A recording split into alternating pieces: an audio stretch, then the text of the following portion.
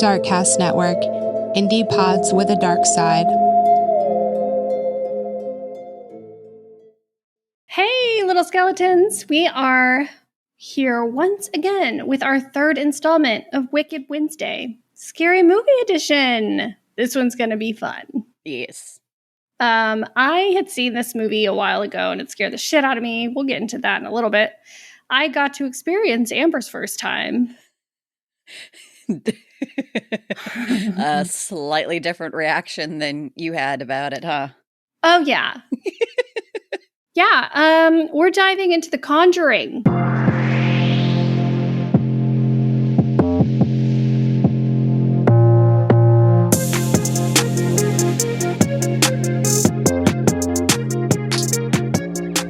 Inspired by the real-life house where the Perrin family lived from 1970 to 1980. Can't believe they lived in that house for 10 years. That's crazy. But, you know, do what you gotta do. The movie came out on July 19th of 2013 and made almost $42 million on opening weekend. That's a lot of money for a scary movie. They really do. And the movie stars Ron Livingston, which I think is the guy from Friday Night Lights, which I also never watched, but I'm pretty sure that's him. Lily Taylor, who I feel like has been in a lot of scary movies. She was in, do you remember that movie, The Happening? I think it's called The Happening. The Mark Wahlberg? No. Okay. So it's definitely Lily Taylor, but she's in this really creepy old gothic house. And there's like children talking to her through the walls and stuff. And there's creepy gargoyles everywhere. Do you know what I'm talking about? No, sadly. I'm looking at her, The Haunting. The Haunting. I never saw it. Oh, that movie is scary as shit too. Is it? Is it really?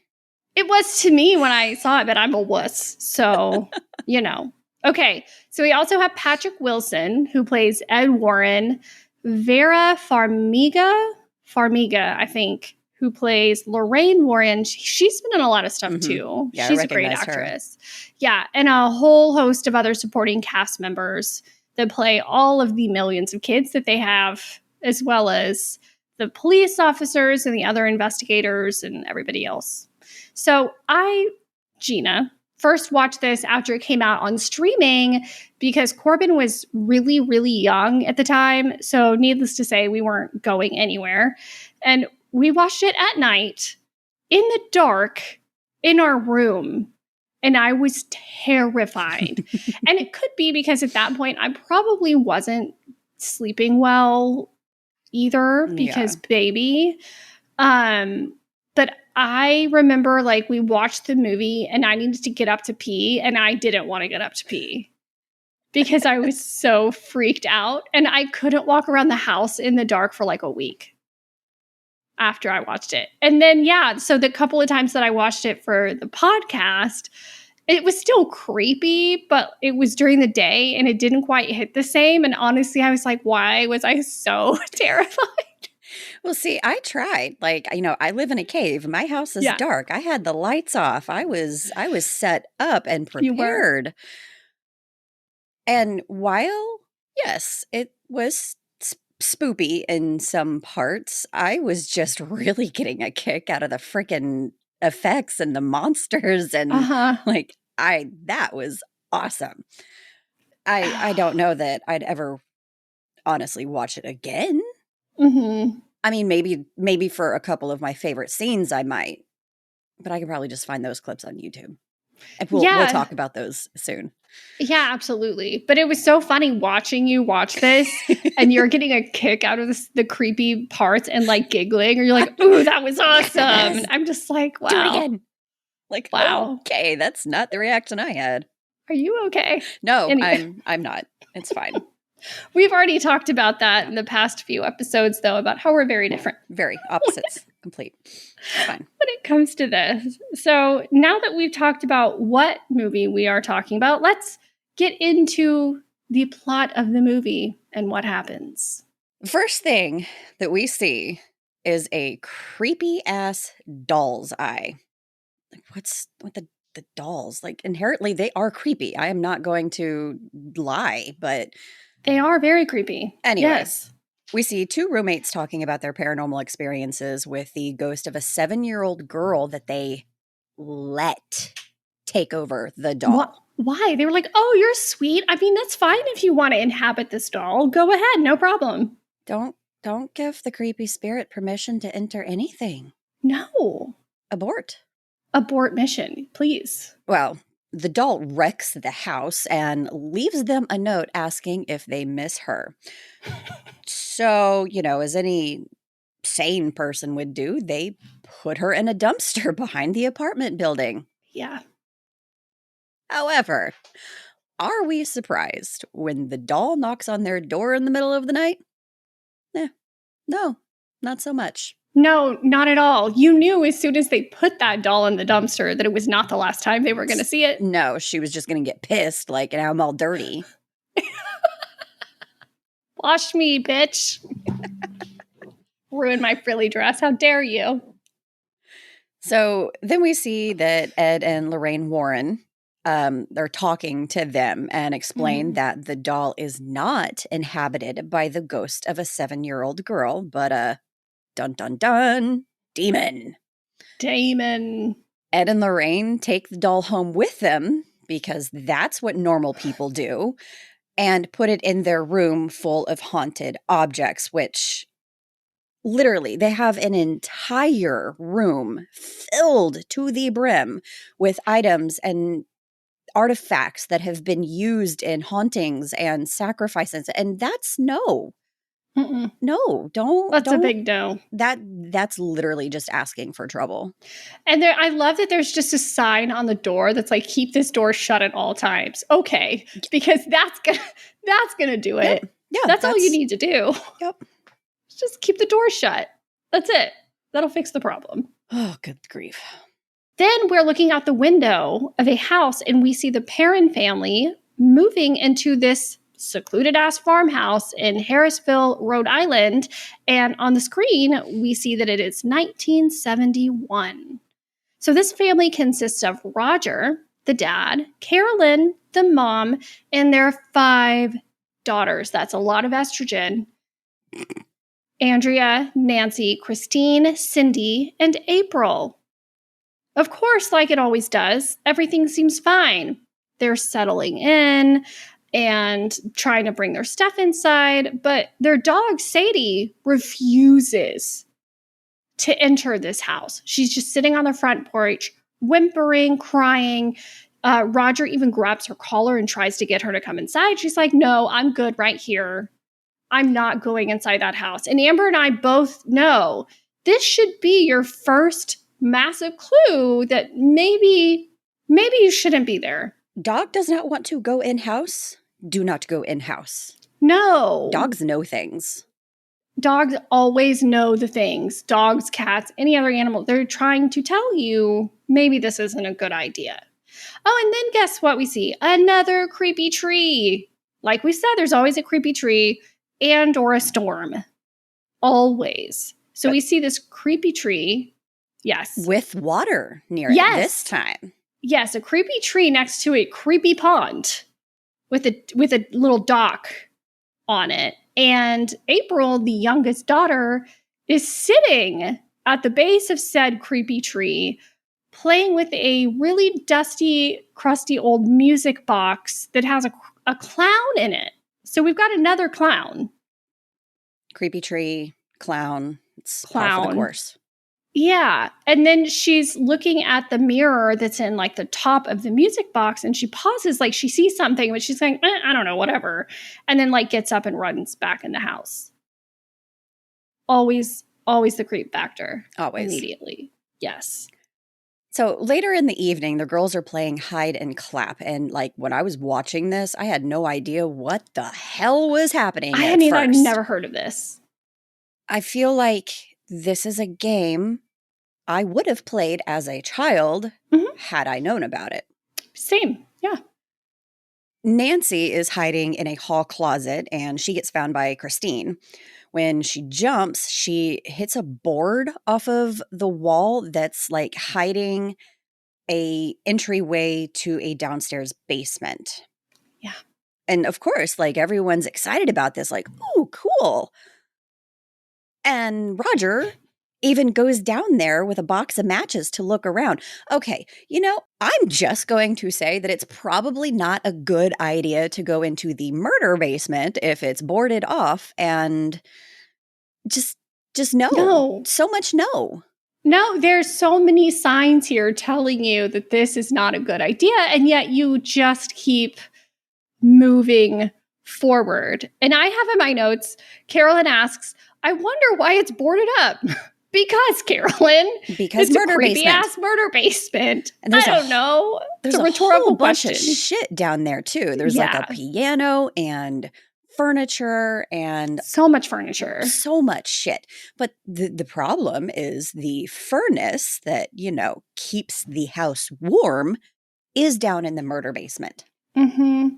So unfortunately, you kind of need that. So that's the other question is like, if this piece of equipment that you need to keep this house warm is now behind a boarded up doorway, don't you think there's probably a good reason why they would have done that? Let's count the red flags, shall we? Absolutely. No, thank you. The next morning, Carolyn wakes up with a big bruise on her shin. I don't know. That's kind of a normal thing for Gina and I both, I feel. Yeah. Just a bruise. I wouldn't even question it. I'd be like, oh, okay. When I was younger, I used to oh, where did that come from? How did I get that? Now it's just like, I'll go away soon. When she goes downstairs, she noticed the clocks in the hall and the kitchen stopped at 3:07 a.m. Mm-hmm. I mean, it's kind of odd, but she doesn't really pay any more mind to it. Mm-mm. So a little while later, one of the daughters runs outside to find Sadie, who, again, still will not go into this house. And so they just tied her up to a tree outside, which I have my opinions on that. Same. That's fine. Mm-hmm. Unfortunately, the little girl finds the dog dead. Why are the dogs always dying in these? And it's another one of those initial signs of something evil happening, just like in Poltergeist with the bird. Yeah.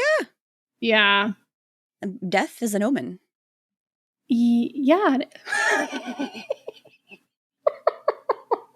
I don't know why that's a very Captain obvious thing to say. It is.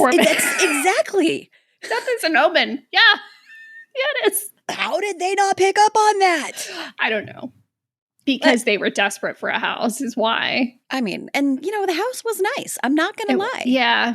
I would deal with a murder basement if I could live in a house like that. I'm just saying. You just don't go in the murder basement. No, you pay somebody else to go into the murder basement whenever you need work on the furnace. Yeah. And then you lock that shit up. That's a good idea, actually. I like that. Yeah. Anyway, obviously, everyone is super disturbed by the passing of the dog. And later we see a cross in the front yard with Sadie written on it. Very sad. Kill off the mom and dad and the next door neighbor, but leave the dog alive. Damn. Everyone is always more triggered by the animals dying than anything else. Yeah. So now the girls start experiencing terrifying events. We are now at night, and Christine, one of the daughters, her foot gets pulled while she's sleeping in bed, and she assumes it's her sister Nancy messing with her because they share a room. But then we pan out and we see that Nancy's still asleep in the bed. And it's not just a light grab. She's yanked. Yeah. Viciously yanked. That would have woken me up and I would have come to arms swinging somebody grabs me like that. Yeah, no. And she's just ugh, Nancy quit messing with me. But Nancy's still asleep. And then, this is funny, but also another foreshadowing. Christine smells something gross and she accuses Nancy of farting because it stinks. And Nancy's like, that wasn't me. I didn't fart. Shut up and go back to sleep, And then Roger's downstairs and he had fallen asleep on his desk and we see a freaking TV on static. Once again, why is the TV always on static? PTSD from static. No, can't do it. Absolutely. So he starts hearing weird noises that wake him up and he starts wandering around the house and he finds Andrea, the oldest daughter, standing creepily on the stairs. And she tells him that Cindy is sleepwalking again. Here we have another sleepwalker. Themes, running themes. So Cindy is in Andrea's room, hitting her head on the door of this creepy armoire over and over again. And you just hear thud, thud, as she's like pushing her whole body back and forth and hitting her head on this armoire. Yeah, that's not sleepwalking. That's just banging your head into a wardrobe. Yeah, is that normally how she sleepwalks? Because that seems off. I think they mentioned that she doesn't like that. That was That's different. not normal. That's not what she normally does. So red flag number 1005, please. Right. Maybe they just wrote it off as it's a new house. Maybe she's a little Unfamiliar. stressed out and acting a little differently or like, who knows? And then we see that Carolyn is covered in more and more bruises. She gets out of the shower, so she's got this huge bruise on her back and other ones starting to show up. And so Roger asks her to go to a doctor to get checked out. And I wrote in my notes, oh, he cares. How sweet. He's like, honey, you okay? Maybe. And, he thought that he had been responsible for some of those bruises the first night in the house when they christened the bedroom. He's like, did I do that? She's like, no, I don't think so. So, yeah, yet another sign that something amiss is happening for sure. And let's just keep the creepy things rolling. The next day, a pigeon slams into the side of the house and breaks its neck. Ugh. R.I.P. poultry. April, the youngest daughter, is in her room playing and talking to someone. Okay, it's a young kid, imaginary friend. Not so, not so out of the norm.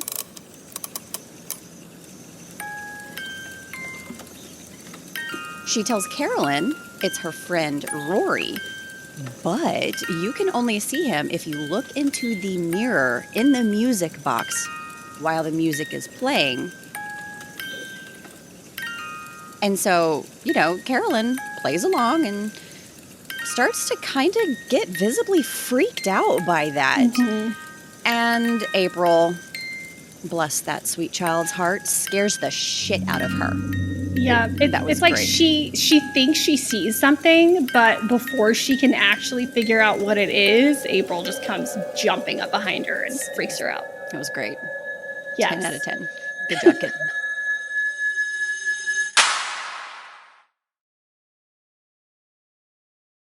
So they play the aforementioned hide and clap game. Now, I initially thought, they're on the second floor of this house. We didn't even really talk about the rules of the game. However many people are hiding around the house, one person who's the finder is blindfolded, and they have to feel their way around this house while the other people can clap to give you kind of an indication of where they are.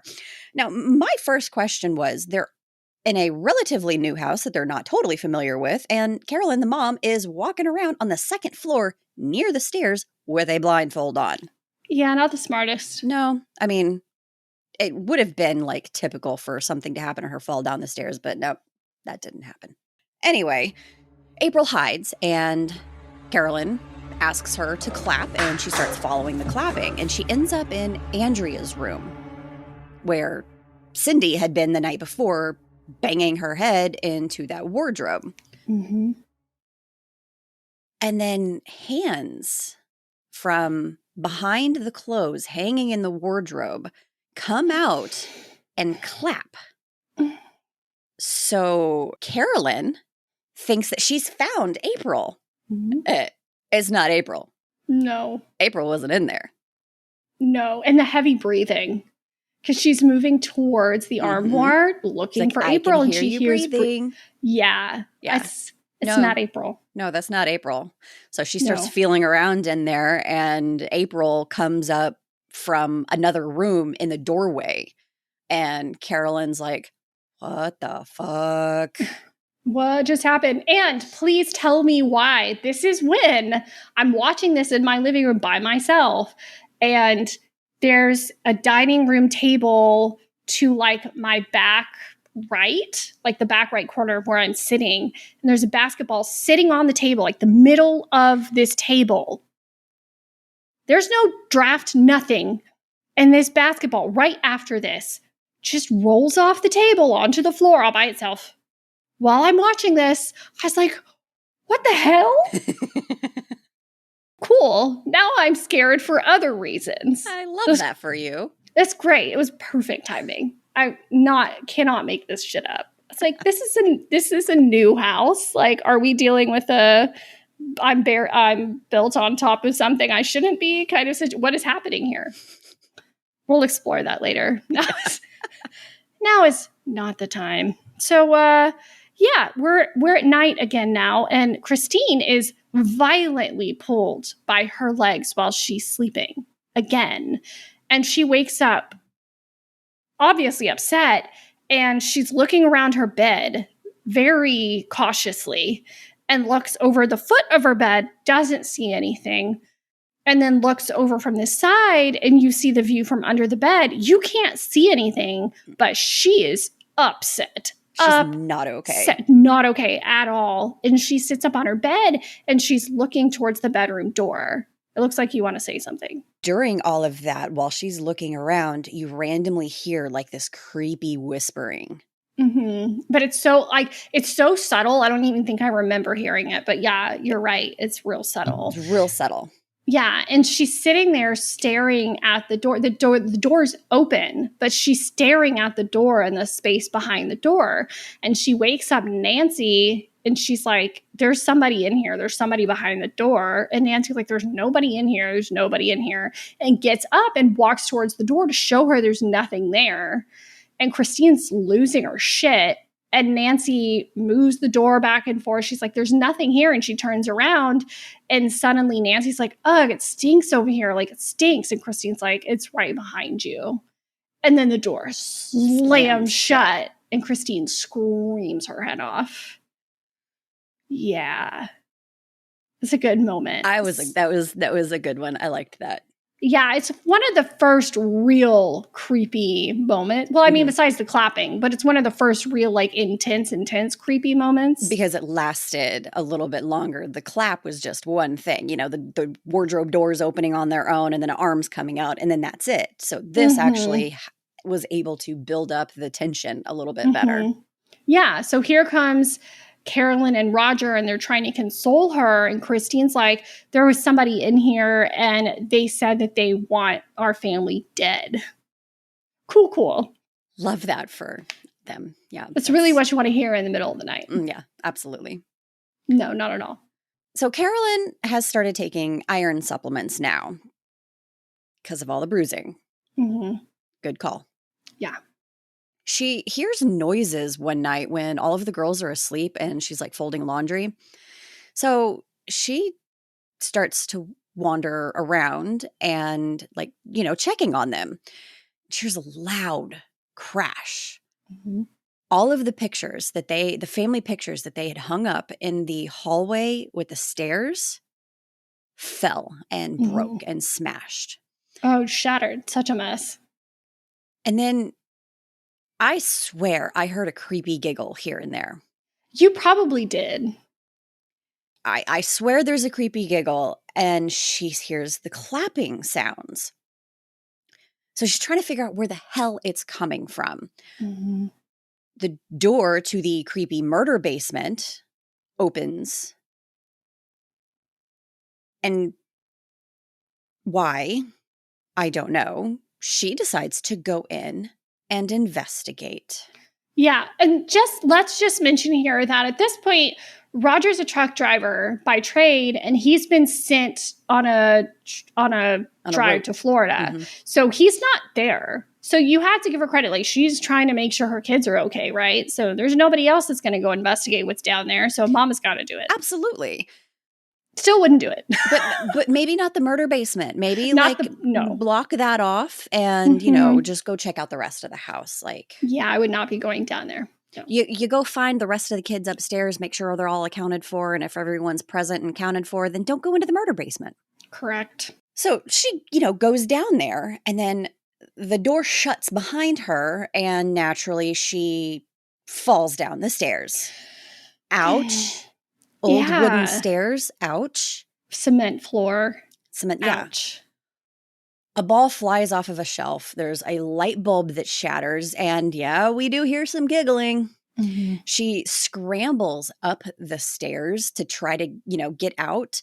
And, well, excuse me, I assumed that she was trying to get out, but Same. what does she do? No, she stops at the top of the stairs and picks up the box of matches that Roger had left in there that night that they discovered the creepy murder basement. And so she lights a match. Wanna play hide and clap? Hands pop up behind her and clap. And she can't get into the house. The door will not open. Mm-mm. So she's freaking screaming. While Carolyn is stuck in the basement, Andrea wakes up to Cindy hitting her head on the wardrobe again. Mm-hmm. So this time, Andrea guides her to her bed with her to lay down.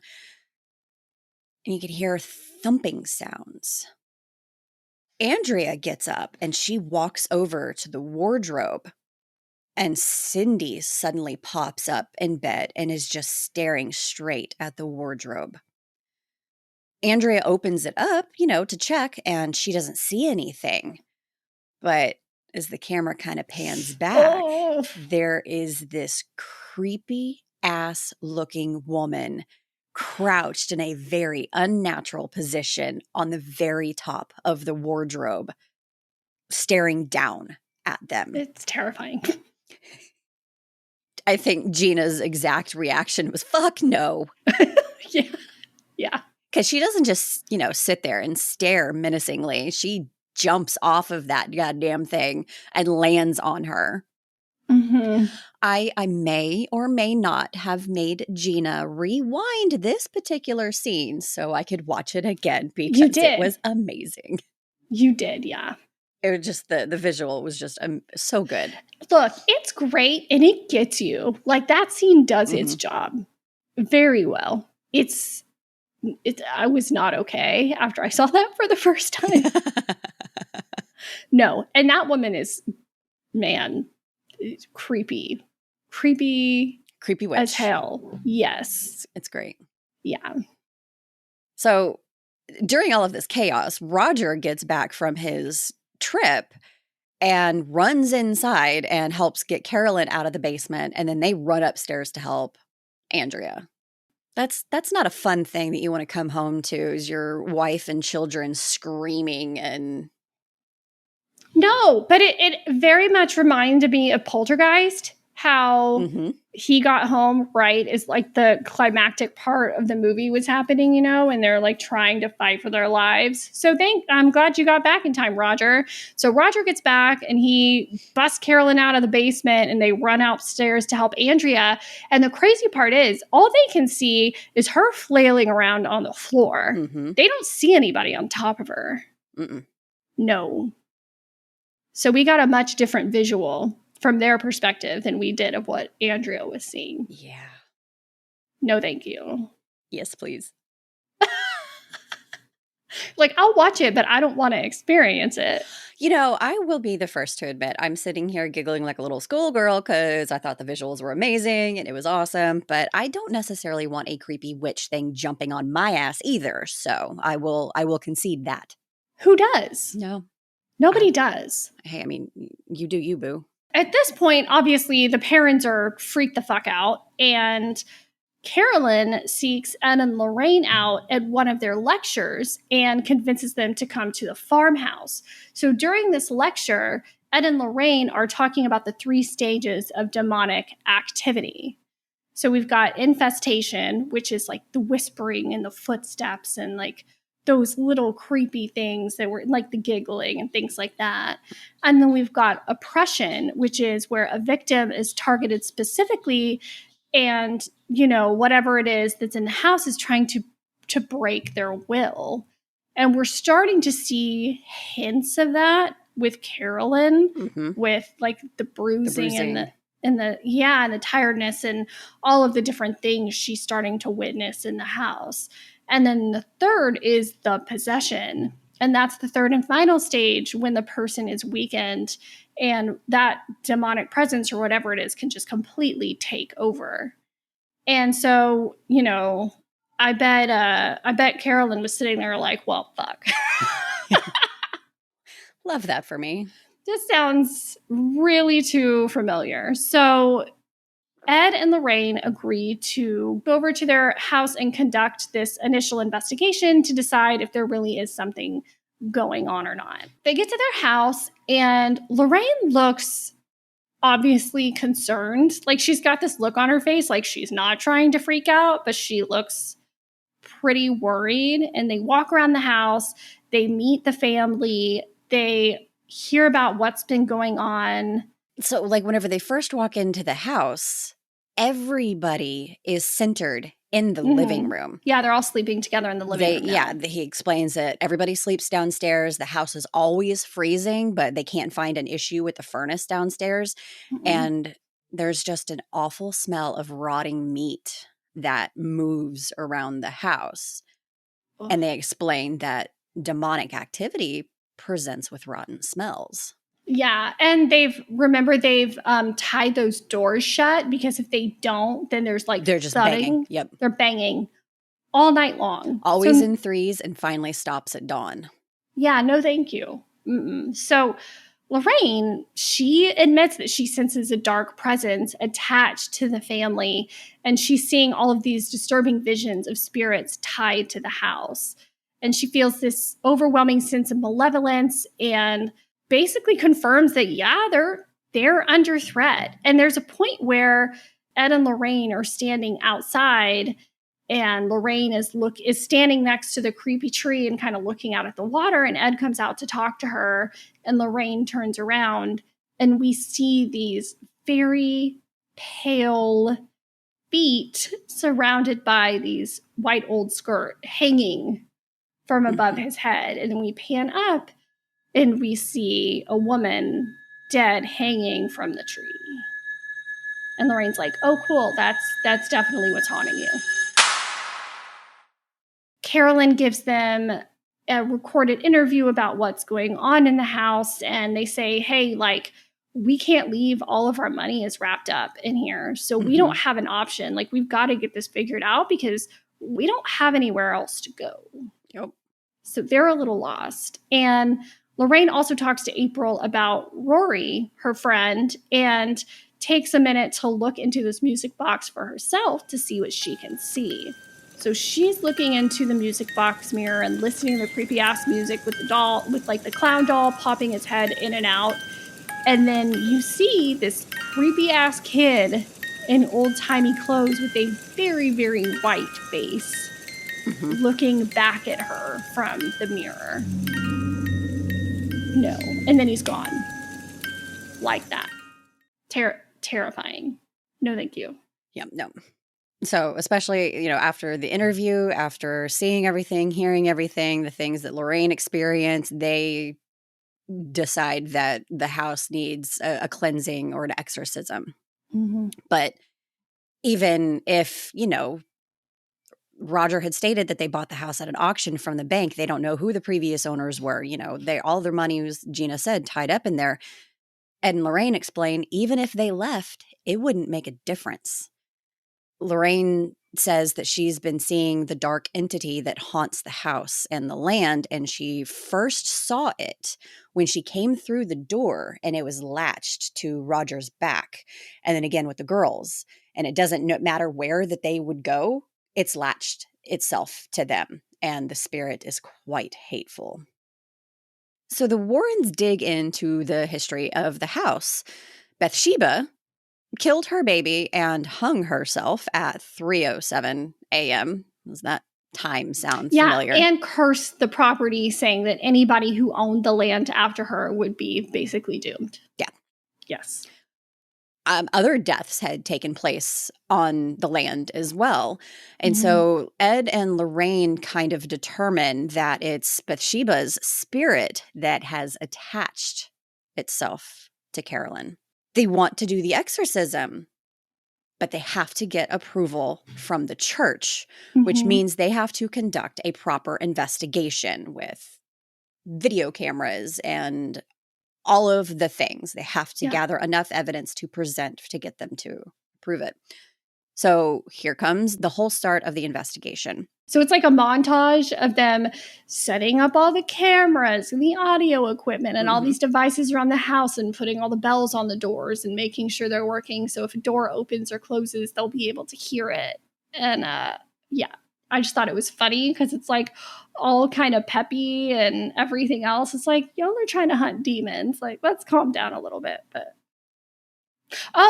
we forgot to mention that when Ed and Lorraine were digging into the history of the house, Ed goes to play the recording for Lorraine because Carolyn's voice didn't record. Yeah, that's what I was about to say. So, and another thing that we also didn't mention is before Ed and Lorraine go to set up the equipment and everything, their daughter, Judy, gives Lorraine a locket with a picture of herself in there. And Judy has a matching locket with a picture of her mom and dad. And I thought that was really, really sweet. And that locket we'll hear about again later. Yes, we will. So we are into investigation mode now. They set up all their camera equipment, audio equipment, everything else. They've set up everything. They've connected thermostats to cameras that will take pictures when it hits a certain temperature in certain spots. And then we cut to Lorraine and Carolyn looking at this picture of the family on the beach. And Carolyn's just talking about how much she loves her family and how much they mean to her. And Amber and I both had the same thought that this picture looks fake. It looks like just awful, really bad Photoshop. The worst Photoshop job imaginable. Like, this is 2013. I definitely feel like they could have done a better job. My toddler could do a better job. It looks so fake. I'm like, I understand that this is supposed to be like a touching moment, but you ruined it. That's all I can focus on. Horrible picture. Yes. Oh, it was so bad. So yeah, obviously Carolyn's family means so much to her. This is a little bit of foreshadowing. We see Drew, one of Ed and Lorraine's students, flirting with Andrea a little bit, showing her how it is. And then Ed walks in and he's like, excuse me. Let's not. Let's not flirt with the client. That would be great. And you see a hallway door open up on its own and everybody's freaking out like, oh God, here we go. But it's just Officer Brad. Going pee-pee. Going potty. And he's like, oh, what did I do? Like, I just had to go to the bathroom. Sorry. Everybody's staring at him because they think, shit's going down. Yeah. And it's just, not so much. Just Officer Brad. But then a bell jingles and Brad, like, that wasn't me. Like, that cracked me up whenever he did that. So there's a door opening in the hallway. Camera starts flashing because, the motion activation. And Ed gets the microphone. It's that huge, like, briefcase looking thing with a giant wand. I loved it. Yeah, and so very 70s. They go down to investigate. And guess where it is? It's in the creepy murder basement. Naturally. So Brad, Officer Hamilton, and Lorraine go down there with Ed. Lorraine is not okay when she's down there. She says that there's definitely something there. And I really liked how they did the audio for this scene. Because they made it like they were using that old ass 1970s recording equipment. I really liked it. So, Ed's kind of chatting a little bit. Nothing happens. And then they start to go back upstairs. So, yeah, they start walking back up the stairs and hear something and turn around, but there's nothing there. So they walk outside of the basement door and the door slams shut behind them because whatever it is doesn't want them down there. And that's really all we see for that night. And then the next morning, kind of par for the course in movies like this, everything seems better. Roger's making pancakes for everyone. And Carolyn looks super worn out and says that she's going to take a nap. Carolyn goes upstairs to lay down and take a nap, and Ed and Lorraine are kind of helping out with stuff around the house since they're there doing the investigation. So they're kind of just spending time with the family. And Lorraine is outside hanging up wet laundry on the clotheslines to dry. And Ed comes out and talks to her, and they're talking about how sweet the family is and how they really, really need to help them because, they deserve to be able to live in this house in peace. So Lorraine is hanging up stuff, and suddenly these big dark clouds are coming up through the sky and blocking the sun, and it's getting darker, and the wind starts picking up, and the leaves are blowing everywhere, and the whole vibe of the moment changes. Lorraine is outside hanging laundry. A storm starts to roll in, because of course it does. Mm-hmm. This is probably my favorite part in this entire movie. So Ed goes off, leaving Lorraine, and the wind starts to pick up. And one of the white bed sheets hanging on the clothesline comes off and starts to kind of fly away. But it doesn't make it very far because the sheet, it looks like it lands on a person, and you just see the silhouette of a person, with the sheet draped on them. Mm-hmm. Like floating. Floating in the air. Yeah. But then that silhouette, that person disappears. Mm-hmm. And it goes flying up to the upstairs window where Carolyn was upstairs taking a nap. And Lorraine is sitting there staring up there, and she sees somebody in the window.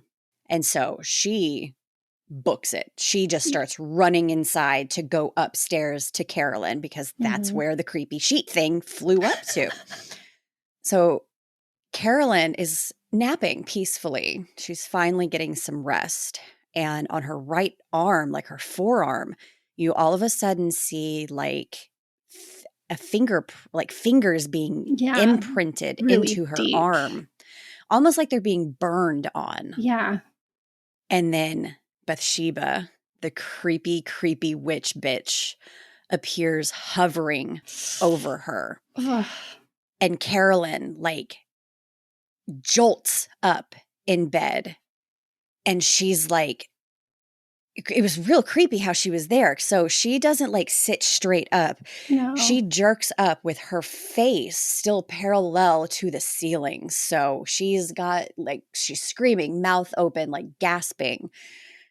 And Bathsheba spews some sort of gross red vomit blood concoction straight into Carolyn's mouth. Oh, and God. Carolyn was not awake for all of this, so she wakes up and she's choking and gasping, and the entire time Lorraine is still trying to get in to Carolyn. And when she finally does, Carolyn, no clue what just freaking happened. She said, she just woke up feeling a little sick, but that was it. And Lorraine's standing there what the fuck? But yes, that was my absolute favorite scene. Made Gina rewind it. I think I made you rewind it twice. A couple times, yeah. Yeah, that was good. 10 out of 10 would watch again. Carolyn is obviously not okay at all. She very much not okay. Awful. She looks visibly worse than she did earlier. Yeah. In the day. And Lorraine's okay, I'm very concerned now. There's something seriously wrong. She knows that's not a good sign. No. This next part was funny to me because, we've got Lorraine doing the laundry, and then Ed is trying to fix this truck that's broken down and not working. And I have in my notes I didn't realize they were a full service kind of deal. Mm-hmm. Okay, so they do paranormal investigations and will do your housework and fix your broken machines. Housework and car repairs. Dang. Jack of all trades. 100%. And so Roger comes up and they're talking about how each investigation takes a toll on Lorraine and how something happened at the last exorcism. She saw something that really did a number on her, and she stayed in bed for 8 days and she didn't talk. She didn't eat nothing for 8 days straight. No. And how she hasn't really been the same since. Ed says that he has no idea what it was that she saw, No. But she won't say, and he won't ask. Like, no. That's not none of my beeswax. No. Terrifying. So then later that night, and we've got Officer Brad in the kitchen. He's like getting some coffee or something, and he hears whispering. So he's looking out the window and he sees the chair on the front porch is rocking, and he's looking around and he goes outside and he doesn't see anything. So he locks the door behind him, which was a good call. And then he turns and he sees a maid standing in the laundry room. And that's when we hear what she's whispering. And she's whispering, "Look what she made me do." And then she takes and she like walks off. So he goes in there looking for her. And she holds her wrists out and you see that both of her wrists are cut. Mm-hmm. Yeah. So she walks off and Brad follows her for some crazy reason. And then we see her rush at him, yelling at him, "Look what she made me do." And he falls backwards and everybody comes running in to make sure he's okay. And of course, she's gone. Of course. At that point. Of course. And I think he's a little bit more of a believer on board with everything because, they had to have a cop presence there for the whole investigation and whatnot. And yeah, I think that he's on board now. Yeah, I think I would be ready to go. Yep. So now we've got another fun episode of Cindy the Sleepwalker. So she's now sleepwalking and heading up the stairs. The cameras are starting to go off because there's something attached to her. Mm-hmm. She goes into the bedroom and the door shuts. Ed, Lorraine, everybody that were running, coming after her, they can't get in the door. Mm-mm. So Drew goes and checks the recording and he hears, "Follow me this way. This is where I hide." Creepy. Mm-hmm. So Ed and Roger finally get into the room and they're looking for Cindy. And they cannot find her. She is nowhere. Nowhere. Like not under the bed, not in the wardrobe. The windows were, shut. She didn't get out. She's in there somewhere, but they cannot find her. And their breath is cold. And so Ed asks Drew to go get a UV light.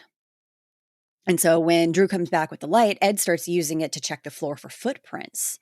And you see these little footprints that lead from the door straight to the creepy wardrobe. Yeah. And he pulls all the clothes back and whatever. And there's handprints on the back left side of the wardrobe. And he kind of pulls it back and it reveals a small space in the wall behind the wardrobe. And there's Cindy. Asleep. Yeah. Just chilling, having a grand old time. Yeah, I think they pull her out and get her back to bed, and they mention something about how she doesn't even remember it happening. Mm-hmm. She had no idea that she had crawled back there. April, the young girl with the imaginary friend Rory, says that that's where Rory hides when he's afraid. So what does Lorraine do? She climbs her ass back in there. There's cobwebs and toys set up on this small little shelf. Mm-hmm. And there's an empty space. And Lorraine pulls out that music box, and from the shape of the dust and everything, that's exactly where it had been. Yeah. So she sees a rope on the ground in front of her. And she starts to yank on it because that's what you do. You see a weird rope and you yank on it. Yeah. And when she pulls it through, it was a noose. Oh. And at this moment is when she falls through the floor. Quite fucking far. Quite far. All the way into the creepy ass basement. Yeah. So she lands on the floor, and what follows her down there? The music box. Of course. So she's down there I think she hears stuff. Like she hears giggling or other sounds like going on too. Giggling. It almost sounds like giggling or crying or it's not okay noises, basically. No, it's not okay sounds at all. And so she winds up this music box and she's listening to the music and looking through the mirror into the room behind her to see what she can see. And she also shines the flashlight, and this is when she sees this woman crying and holding Rory, who's dead, in her arms, and she's got a giant knife in her hands. And she's saying, "She made me do it. She made me do it." And she turns around and sees Lorraine. Yeah.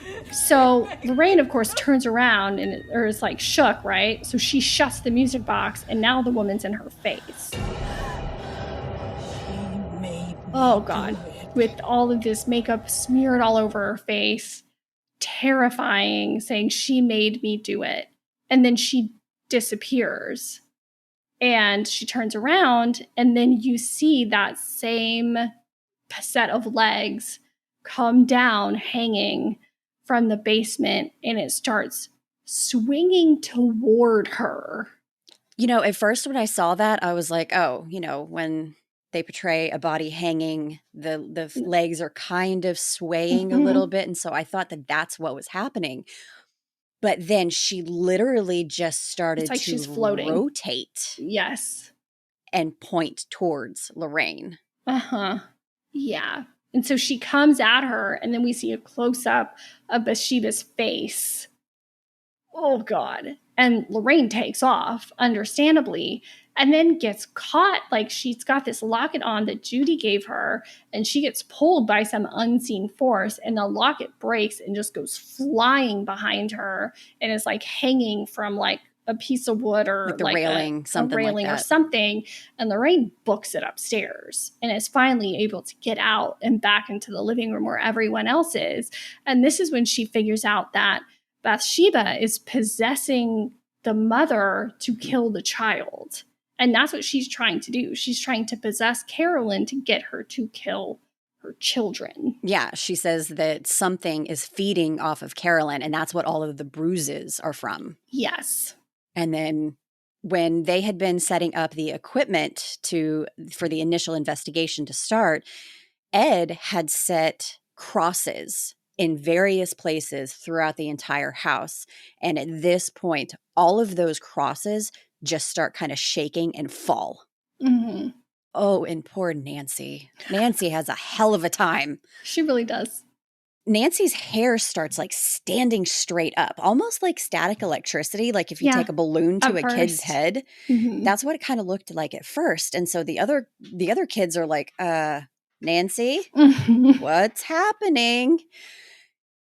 And all of a sudden she's grabbed and violently yanked around by her hair. Like something has a hold of this child's hair and is just throwing her ass all over this living room. And everybody is trying to grab her. And every time they grab her, she's yanked out. Like they cannot grab a hold of her. They're flying. And they're getting knocked over. They're getting knocked around. So finally, I mean, you got to do what you got to do. Lorraine, to the freaking rescue, comes over with a pair of scissors and cuts Nancy's hair. And as soon as she cuts Nancy's hair, it's over. It's over. It's done. I mean, she's got a hack job. Yeah, she's got a hack job for a haircut, but at least she's not getting, internal bleeding and mild concussion anymore. I think I would rather have to get my hair fixed than be dragged around by it. Oh, for sure. So the following morning, after all of this chaos goes down, Ed is going to gather up all of the footage and stuff that they had gotten throughout the investigation and take it over to the father at the church to get approval for the exorcism. And he says, Lorraine will not be coming back. Yeah, no. After falling 1,000,000 miles through the house and like inside the wall and landing in the creepy murder basement and all of that, no, I wouldn't be coming back either. No, but my question is, does Lorraine know she's not coming back? Because she's very adamant about being a part of everything. See, I don't think so. Ed just saying And I She's not think coming Ed's back. like, no, we're about to go to the next phase with the exorcism. I don't need you there. She's just gonna stay home. And Lorraine's like, the hell I am. Yeah, no, that's not how this works. But oh, Drew, that's always the help. They always get stuck behind too. But good old Drew, he's gonna hang back and stay. But before they take off for the day, Lorraine is walking around next to the creepy tree and hears something. Mommy. And so she walks down the equally creepy dock area and she sees her daughter, Judy, floating under the water past her. And of course, she goes to try to get her. She's not really there. It's a vision. It's a vision. And so obviously Lorraine freaks out and runs inside and calls the house where Judy is with her mother and just wants to make sure she's okay. And Ed comes in and it's like, what is going on? She's like, I had a vision of Judy. This is serious business. Yeah. We're all in danger. Judy is okay. Her Nana goes and checks on her. Judy's okay. But Lorraine said that was a vision of warning. Yeah. And we'll see. It's definitely a very foreshadowy moment for sure for poor Judy. Yep. So at this point, Roger and Carolyn and the kids decide to get the hell out of the house and go to a little hotel. Back at the church, the father takes a look at the footage that Lorraine and Ed are showing of what they had captured at the house, and he's visibly shooketh. He's also not okay. No. But the issue is because the kids are not baptized and the family isn't part of the church, it complicates it because they need approval straight from the Vatican. The big man himself. To do the exorcism. There's pictures of Cindy with Rory following up the stairs and stuff. So it's the father's like, yeah, no, I will push it through the Vatican myself. I got you, fam. He doesn't actually say that, but whatever, it's fine. So now we are back to Judy in bed. Of course, it's storming outside because why wouldn't it be? The locket that she had of her mom and dad is hanging on the lamp next to her bedside. And it's literally spinning and wiggling in a counterclockwise motion. It's not just a normal swaying because there's a fan hitting a breeze or something like that. No, this shit is twirling. Yeah. And Lorraine's locket, she never went back down to the creepy murder basement to go get her locket. She left it at the house. So Judy ends up waking up and she goes out of her room to look for her mom and dad. And she goes down some creepy stairs. I have some questions about the architectural design of that house, but it's very strange. It's fine. Yeah.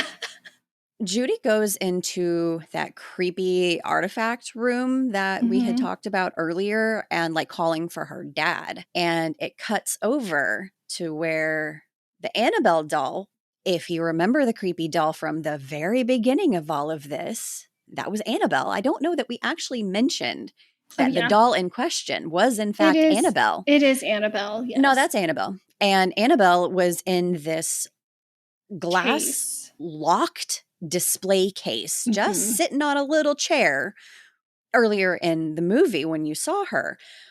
But when Judy is down there looking, the Annabelle doll is not in that case. That case is empty. All of a sudden, this black smoke kind of void starts coming down the stairs, and Judy books it. She starts running. She runs into, what was that? Was it the living room, a bedroom, some sort of multi-purpose living room area or something. I don't know. Runs in there and there's pounding and banging on the door, and she's starting to scream for her Nana, who's up the stairs a little way, passed out. The lamp in the room turns off, but not just turns off. It fades. It's like a gradual dimming. Yes. into darkness. If you will. Yes.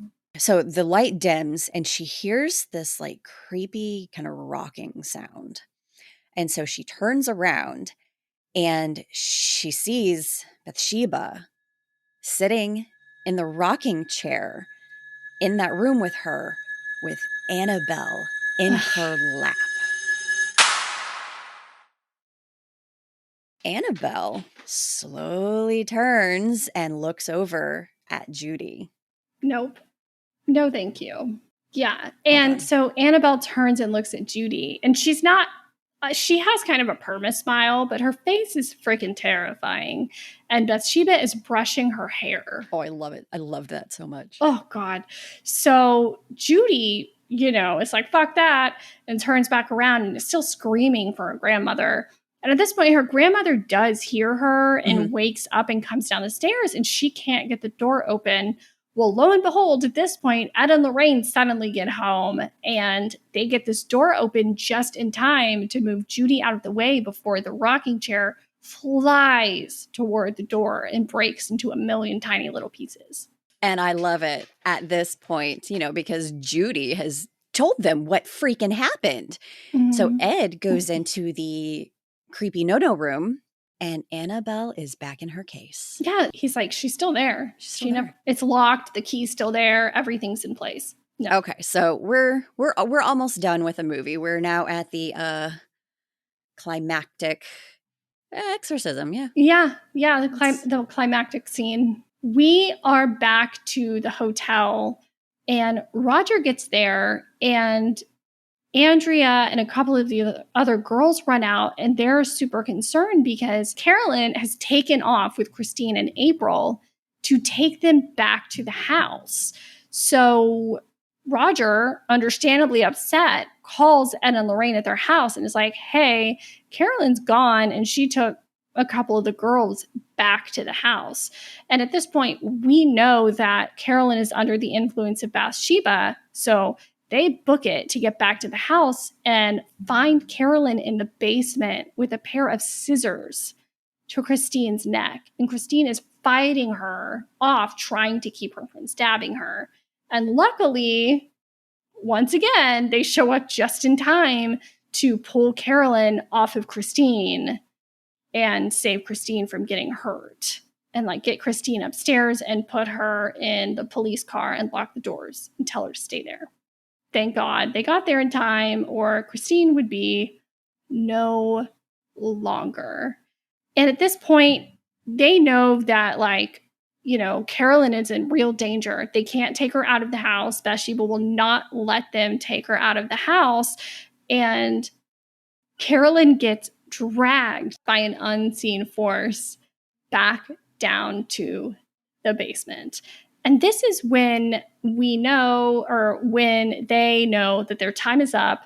They have to do this exorcism, whether it's been approved or not. So Ed, who's never done an exorcism before and is not ordained to do them, decides he's just going to do it because shit's got to get done. So Carolyn, after attacking Officer Brad and biting his face off, basically, took a chunk out of his cheek. Yeah, it's not good. She gets covered by a sheet by Lorraine, and they wrangle her into this chair and find a rope and wrap it around her, and they handcuff her arms to the chair. Mm-hmm. And Ed goes and gets his Bible and pulls out his rosary and is ready to go, ready to get down to business. They're staying there because when they tried to leave, Bathsheba was literally going to kill Carolyn if they took her out of the house. There was no way they were going to get her out of that house to a priest, the father, to do the exorcism. No, so they were kind of stuck. And at this point, they have decided to do this exorcism. They have no idea where April is. They have no idea where the youngest daughter is. Poor Drew is running around the house, frantically trying to find her. Yeah, it's definitely terrifying. So they start doing this exorcism. They are speaking in Latin, doing all the things, flinging holy water on Carolyn. More screaming commences. Everything is shaking and falling off the walls. Drew is frantically looking around for April in the house. We hear thunking, and he looks outside, and he almost gets hit by a bird that flies across the front door. And we see Christine in the police car, and she starts getting attacked by crows in the car. One flies through the window and smashes the car window. And it's like straight up Alfred Hitchcock, the birds outside. It really is. The whole house is being swarmed by birds. All of the windows are being shattered. And there's a bird that even breaks through that tiny little basement door and like flies across the basement in the middle of the exorcism. And we see it like die in the corner. So Carolyn's still screaming. Lorraine and Roger are trying to hold her still. And Drew hears crying in the kitchen. And so he goes up in the kitchen and he hears crying coming from like underneath the floorboards of the kitchen. So he starts tearing apart the floorboards because April is underneath the house. So we finally know where April is, but he can't really get to her yet. And so we pan back to Carolyn, and suddenly everything is still and quiet. But then the chair that she's sitting in levitates and flips upside down and starts slamming against the ceiling of the basement with Carolyn still attached to it. And Ed tells Bathsheba to put her down. So what does she do? Okay, cool. So the chair drops from the ceiling, shatters. Carolyn's still laying there under the sheet on the ground, but now she's loose. Yeah. And so they get distracted with the whole like April situation and everything else. Yeah. And Carolyn hears them say, "Oh, we found her." Drew yells, "He found April under the house." And so Carolyn visibly perks up and listens. So she grabs some scissors and takes off. Oh, God. And is like crawling through these little holes in the basement and under the house to get to April. Crawl space down there. Yeah, no. I wanted to say the whole scene with Carolyn sitting there with the sheet over her head, at first I was like, okay, that's kind of cheesing it. Like you're kind of taken away from the creep. But then when she started spewing blood all over the front of the sheet, I was like, okay, that wouldn't have done as well without the sheet there. So, okay. No. I'll and allow the that. sheet tears and you see Bathsheba's face. Carolyn, scissors in hand, gets to April, crawls after her, and finally gets to her. And meanwhile, Lorraine comes to them as well from the kitchen through the floor, staring down at them through the floor. Ed's condemning Bathsheba to hell, and Lorraine touches Carolyn and shows her the beach memory that they had talked about earlier, telling her, fight, like, remember this, you love them more than anything in the world. This is remember who you are.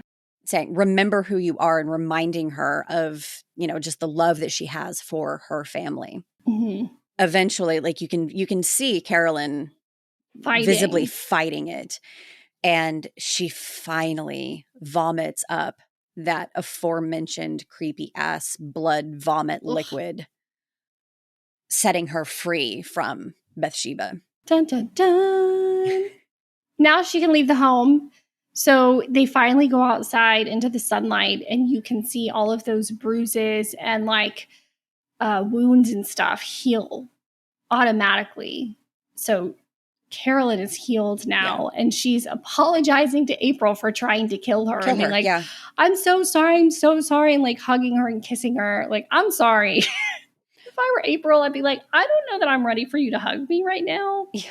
I love you, mommy, but don't touch me for a little bit. Yeah. So maybe you get the blood and the filth off of you. Yeah, I got to have a minute to process what just happened to me. So the Perrin family is in the front yard. They're all hugging each other and obviously super relieved. And Roger and Ed look at each other and nod in this very like, way to go, bro moment. It's a very, It's a very bro-y moment. My favorite little exchange is, everyone's kind of witnessing all of this, and Officer Brad is there with a bandage holding his face, and Drew kind of sidles up to him and, "Draft did that to your face?" Yeah. He's like, I think I'll stick to the cop stuff. I'm good. Yeah. So we see the Warrens return home, and they add this haunted music box from the home to their collection of cursed objects as a reminder of this case, because it's still haunted by Rory. And then they received word that this exorcism has been approved. A little too late. Cool. We're done. Thanks. We're good.